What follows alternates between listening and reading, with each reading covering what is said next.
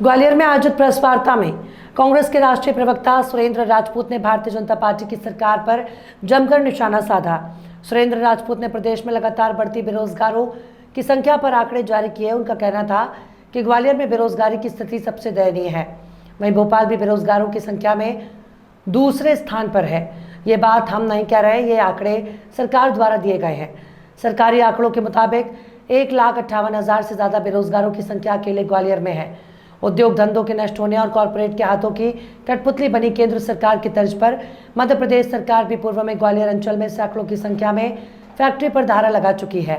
18 साल से शिवराज सरकार मध्य प्रदेश में काबिज है, लेकिन बावजूद इसके ग्वालियर चंबल संभाग में एक भी बड़ा इंडस्ट्रियल एरिया विकसित नहीं हो पाया। वहीं पुराने महत्वपूर्ण इंडस्ट्रियल एरिया मालनपुर और बामोर की फैक्ट्री भी बंद होने की सरकार कगार पर है। वहीं दतिया, मुरैना, शिवपुरी में भी उद्योग धंधे नहीं खोल पाए। बेरोजगारी के चलते पूरे ग्वालियर अंचल में अपराध का बोलबाला है और कानून व्यवस्था पूरी तरह भ्रष्ट हो चुकी है।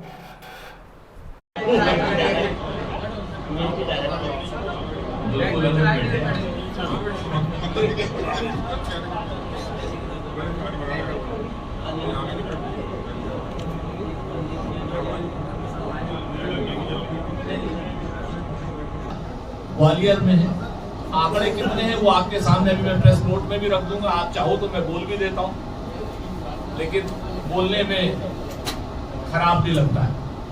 45 लाख और उसमें नौकरी सरकार कहती है हमने 100 चुनाव है, यहाँ पर रोज कोई ना कोई मुद्दा होगा। ऐसा कोई मुद्दा नहीं है जो आप नहीं जानते हो। आप ही लोगों की वजह से हम लोग इन मुद्दों को पकड़ पाते हैं। ग्वालियर जो है पूरे प्रदेश में बेरोजगारी में इस वक्त नंबर 1 है। वैसे तो मध्य प्रदेश देश में नंबर 1, 36 या 39 लाख बेरोजगार पूरे मध्य प्रदेश में रजिस्टर्ड हैं। सरकार कहती है पिछले 10 सालों में 167 लोगों को नौकरी दी और पिछले साल तो शायद 21 लोगों को दी। ये विधानसभा में ग्रेवाल साहब का हमारा प्रश्न था, उसमें उसका जवाब आया था कि साहब पूरे प्रदेश में सबसे ज़्यादा अगर बेरोजगारों की संख्या है तो ग्वालियर में।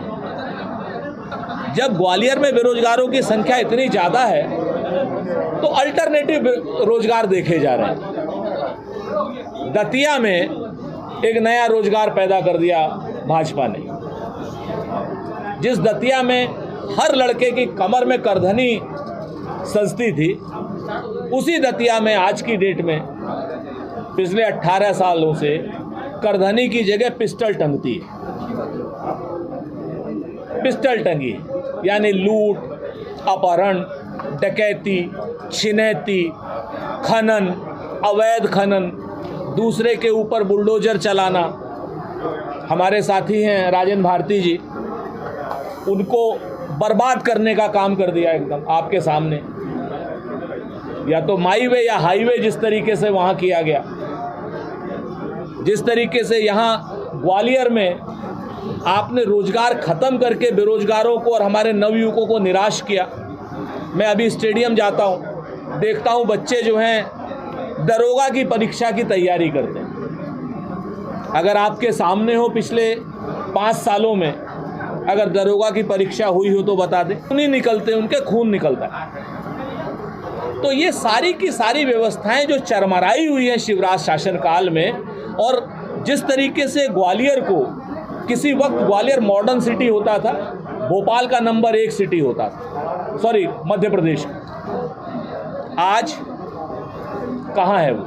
इंदौर में मेट्रो, भोपाल में मेट्रो, लेकिन ग्वालियर जो सबसे पहले मेट्रो थी वो एक मोनो रेल होती थी, नैनो रेल होती थी, वो तक खत्म। ग्वालियर में कोई परिवहन की व्यवस्था नहीं है, सरकारी बस नहीं है, सिटी बस नहीं है। ठीक है।